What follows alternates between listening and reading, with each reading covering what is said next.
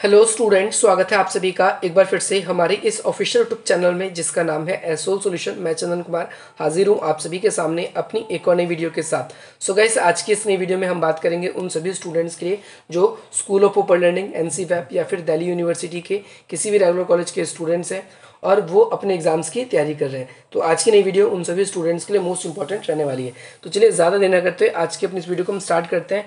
वे सभी स्टूडेंट जो fourth semester में उनके पास में पॉलिटिकल साइंस का सब्जेक्ट है वो इंट्रोडक्शन ऑफ इंटरनेशनल रिलेशन को पढ़ रहे हैं, तो आज की नई वीडियो उन सभी के लिए इंपॉर्टेंट है। आज हम शीत युद्ध के पहले चरण के बारे में बात करेंगे जो कि 1946 से 1953 है। कहीं पर आपको 1947 से 53 भी देखने को मिलेगा, तो आप कंफ्यूज नहीं होंगे, सेम चीज़ है। तो भाई ये जो चरण है ये 1946 से 1953 तक चला। इस काल में अमेरिका ने साम्यवाद को घेर कर और उसके प्रसार पर रोक लगाने की नीति अपनाई।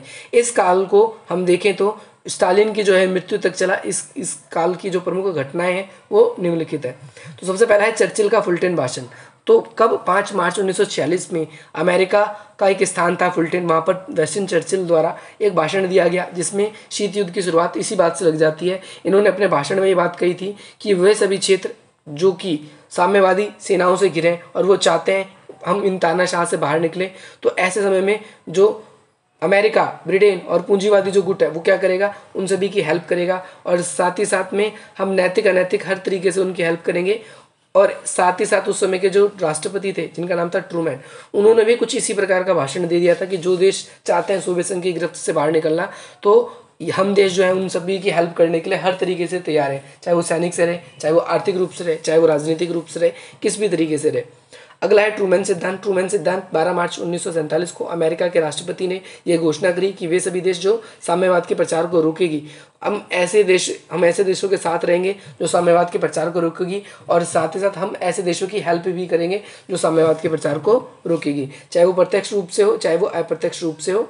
तो इस चीज़ के लिए अगर हम देखें तो ट्रूमैन के द्वारा कई क्षेत्रों पर आर्थिक सहायता भी दी गई, जैसे यूनान, ईरान, तुर्की, ये सब खेमे ऐसे थे इस समय जो कि कोल्ड वॉर के टाइम पे इनकी हेल्प की जा रही थी। कोल्ड वॉर के टाइम पे क्या की जा रही थी, इनकी हेल्प की जा रही थी ताकि ये लोग क्या कर सके, अपनी जो इकोनॉमी है उसको क्या कर सके, बूस्ट कर सके, इकोनॉमी को बढ़ा सके।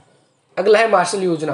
तो मार्शल योजना है क्या, अमेरिका के जो विदेश सचिव है, जिन विदेशी सचिव ने 23 अप्रैल 1949 को इस बात पर बल दिया, किस बात पर बल दिया, इस बात पर बल दिया कि इस समय यूरोप के जो है आर्थिक पुनरुत्थान के लिए हमें काम करना चाहिए। अमेरिका के विदेशी सचिव थे जिसका नाम था सर जॉन मार्शल।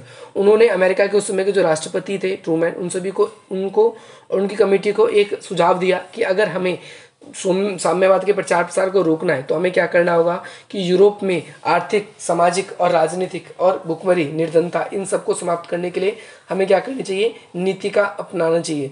और 1948 में क्या किया गया, मार्शल प्लान को जो है वो इंट्रोड्यूस कर दिया गया। मार्शल प्लान जो है उसको लागू करने की बात कर दी गई और 4 वर्षों के बाद ये अगर हम देखें तो वैसे तो ये जो पूरा का पूरा मार्शल प्लान था ये 4 वर्ष की अवधि के लिए चलाया गया था, परंतु 4 वर्ष से पहले ही इस पूरी की पूरी जो इसकी प्रॉब्लम थी उस प्रॉब्लम को रिजॉल्व कर लिया गया।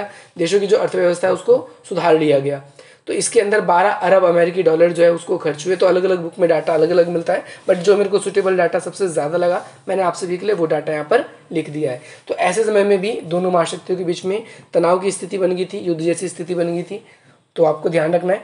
अगला पॉइंट है बर्लिन की नाकेबंदी। तो बर्लिन आप सभी को पता है जर्मनी की राजधानी का नाम बर्लिन है। और 1948 में क्या हुआ कि जब युद्ध खत्म हुआ तो उसके बाद से अमेरिका ने देशों को अपने खेमे में शामिल करने के लिए युद्ध सामग्री या फिर उस युद्ध के बाद में जो मेडिकल वगैरह है या फिर खाने आपूर्ति है वो सारी चीज़ें देने लगा ताकि ये देश हमारे साथ शामिल हो जाए। परंतु ऐसे समय में जो पूर्वी यूरोप की तरफ आते थे इससे उन देशों पर सोवियत संघ ने अमेरिका की सेना को आने से रोक लगा दी और अमेरिका की सेना को आने से रोक लगा दी, जिसके बाद में अमेरिका ने क्या किया, कड़ा रुख अपनाया। अमेरिका ने एयरलिफ्ट करके लोगों तक फूड वगैरह पहुंचाने की कोशिश करी।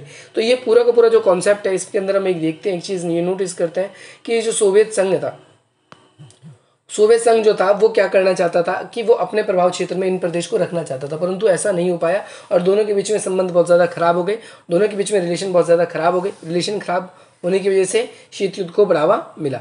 नेक्स्ट कॉन्सेप्ट है कि भाई जर्मनी का विभाजन। जर्मनी का विभाजन अगर हम बात करें तो प्रथम केंद्र जो है जर्मनी का बर्लिन बन गया और दूसरा केंद्र जो था वो और स्थान बनने लगे।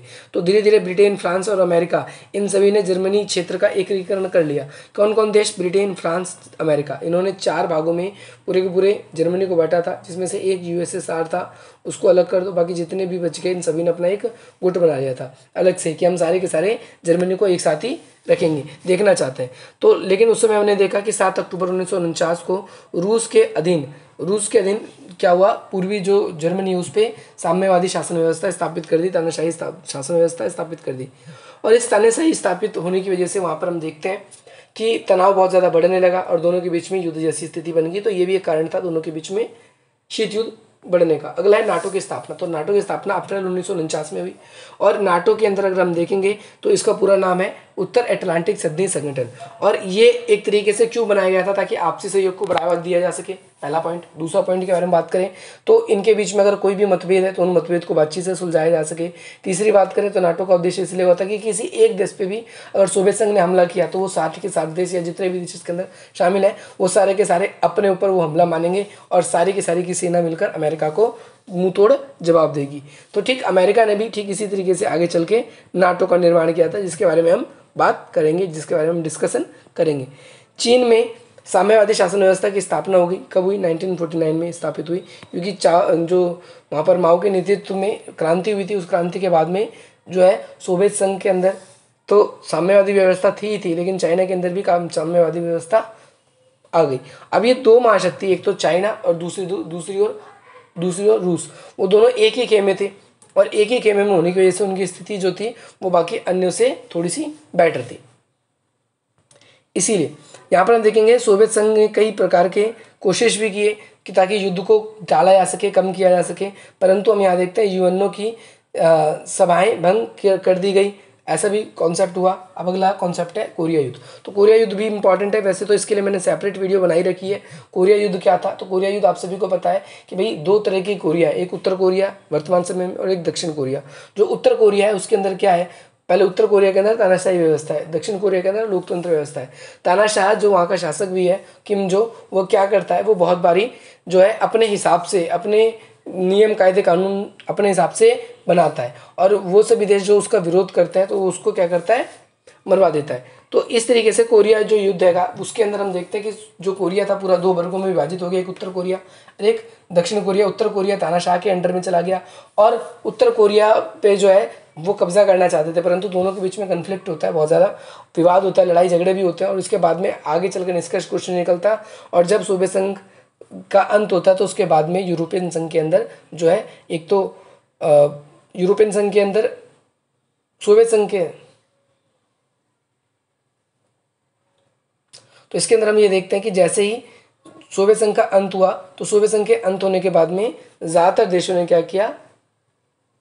ज़्यादातर देशों ने पूंजीवाद को एक्सेप्ट करना शुरू कर दिया। इसके बाद में अमेरिका द्वारा जापान के साथ शांति सेना, तो अमेरिका ने एक शांति सेना करी थी, कब की थी? 1951 में की थी, क्योंकि अमेरिका को इस बात का बहुत ज़्यादा रिग्रेट हुआ था कि भैया हमारी वजह से इनकी जो है बहुत सारे लोगों की जाने गई और बहुत सारे लोग जो है वो परेशान भी है, उनका अपना परिवार छूट गया। तो ऐसी स्थिति में जापान से एक संधि हुई कि आजीवन जो है वो सेना जो है वो कौन देगा? वो अमेरिका देगा। इसी वजह से वहाँ के ज़्यादातर लोग जो है वो सेना पे अपना खर्च नहीं करते, वो अमेरिका ही करता है। बस ये वहाँ पर साइंस एंड टेक्नोलॉजी जिन चीज़ों के ऊपर चाहते हैं वो उन चीज़ों के ऊपर वो अपना टाइम इन्वेस्ट करते हैं। सो होपफुली ये वीडियो क्लियर होगी। अब हम बात करेंगे अपने अगले क्वेश्चन की।